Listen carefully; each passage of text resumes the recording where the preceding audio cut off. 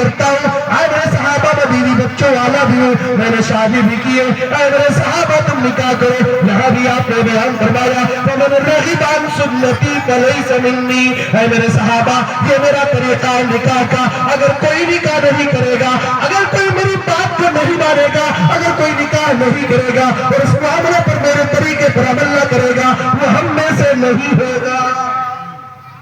میرے پیارے بھائی, اسلام کا یہ مزاج نہیں.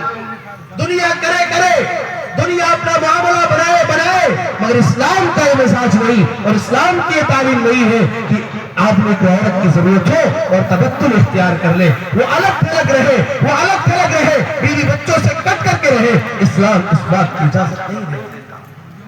اللہ کے نبی صلی اللہ علیہ وسلم کے بارے میں بیان فرمایا صحابی نے, نہا رسول اللہ صلی اللہ علیہ وسلم عن التبتل. اللہ کے نبی جناب محمد رسول اللہ صلی اللہ علیہ وسلم نے تبتل سے منع کیا ہے. تبتل کا مطلب یہ ہوتا ہے آپ دنیا سے کٹ جائیں, آپ بیوی بچوں سے دور ہو جائیں, آپ نے بھی آخرت کو سنوارنی ہے, ہمیں اللہ کی عبادت اور اللہ کی پوجا اور بندگی کرنی ہے, ہمیں نکاح کرنے کی ضرورت نہیں ہے. اس لیے کہ بیوی اگر آ جائے گی تو عبادت میں کمی ہو جائے گی, اس لیے ہم نکاح نہیں کریں گے.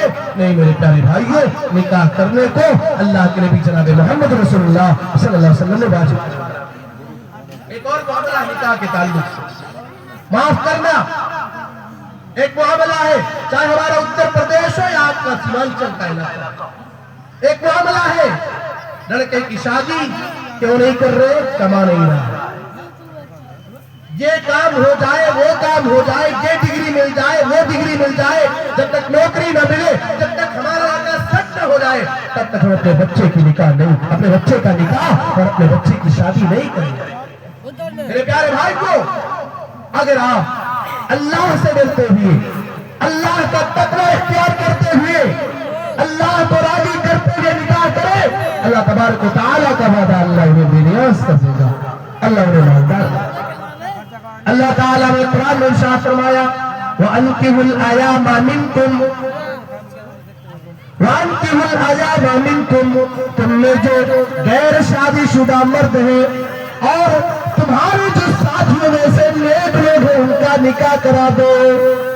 وَأَنْكِحُوا الْأَيَامَ مِنْكُمْ وَالصَّالِحِينَ مِنْ عِبَادِكُمْ وَإِمَائِكُمْ, تمہارے جو مرد حضرات غیر شادی شدہ ہیں, جو نیک لوگ غیر شادی شدہ ہیں, تمہارے غلام جو غیر شادی شدہ ہیں, ان کا تم نکاح کرا دو, ان کی تم شادی کرا دو. إِن يَكُونُوا فُقَرَاءَ يُغْنِهِمُ اللَّهُ, اگر ہم غریب ہوں گے, اگر ہم فقراء ہوں گے, اگر ہم مساکین ہوں گے, اگر مالی اعتبار سے پریشانی ہوگی, شادی کرنے کے بعد اللہ تبارک و تعالیٰ وہ بولے دے گا, شادی کرے گا.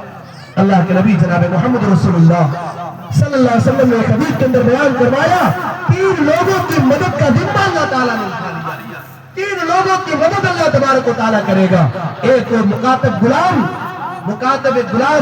کے اعتبار سے وہاں باتیں چلتی تھی, وہ غلام ہوتا تھا جو لکھا پڑھی کرا لے اور اس وعدے کو پورا کرنے کا عزم و مصمم کرے اور وعدے کو پورا کرنے کا ارادہ رکھتا ہو. دوسرا وہ بندہ جو اپنی عزت و آبرو کی تحفظ کی خاطر, اپنی عزت و آبرو کی حفاظت کی خاطر نکاح کرتا ہے, اللہ تبارک و تعالیٰ اس کی بھی مدد کرے گا. اور تیسرا وہ جو اللہ کی راہ میں